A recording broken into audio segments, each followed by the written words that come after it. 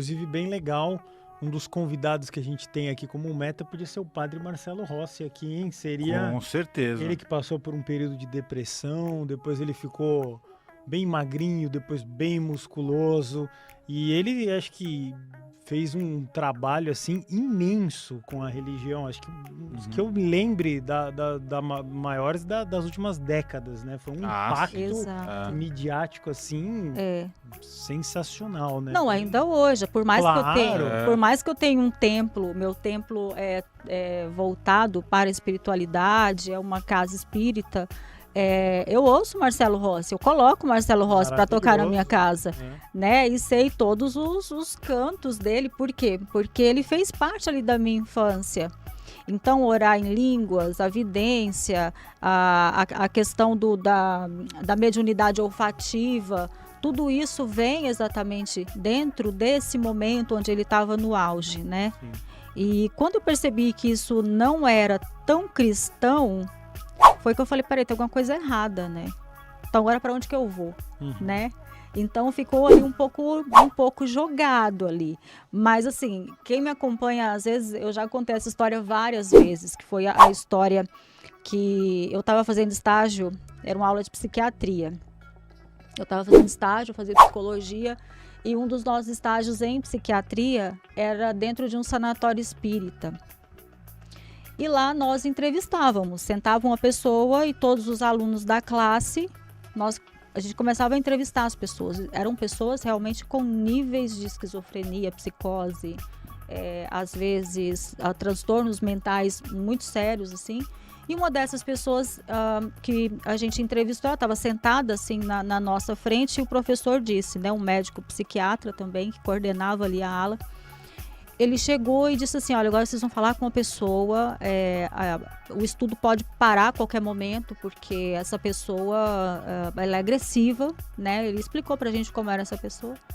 E ela sentou na nossa frente, uma senhora, e a gente perguntou para ela por que ela estava ali, né? E aí ela chegou e falou assim, eu estou aqui porque eu ouço muitas vozes. E a gente conversando, por que dessas vozes, né? E ela falando como as vozes aconteciam, tudo.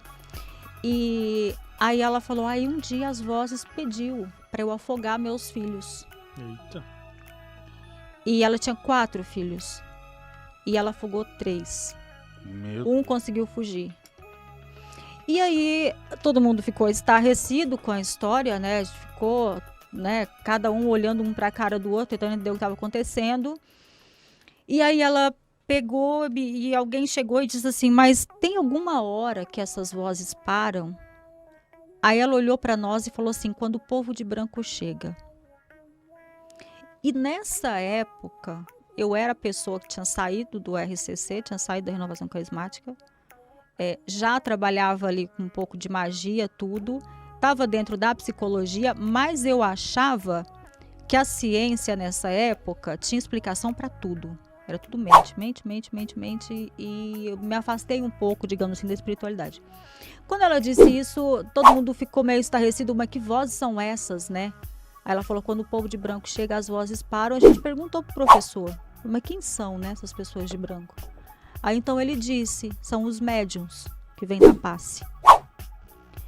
Então aquilo parece que caiu na minha frente, foi como se fosse uma bomba, que eu cheguei e falei, peraí, então tem alguma coisa aqui, né?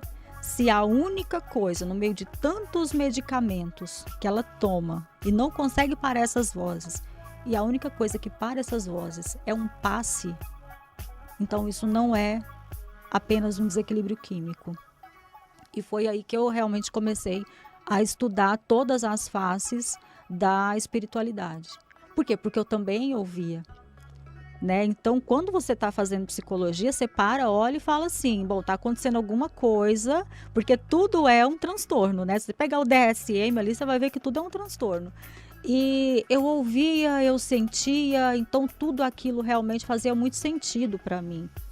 E quando ela disse que quando ela recebia o passe, as vozes paravam, eu falei, então não é só ciência, tem alguma coisa por trás disso. Foi aí que eu comecei a estudar realmente, não só pelo lado espiritual, mas também pelo lado científico, de provar que a espiritualidade existe. Música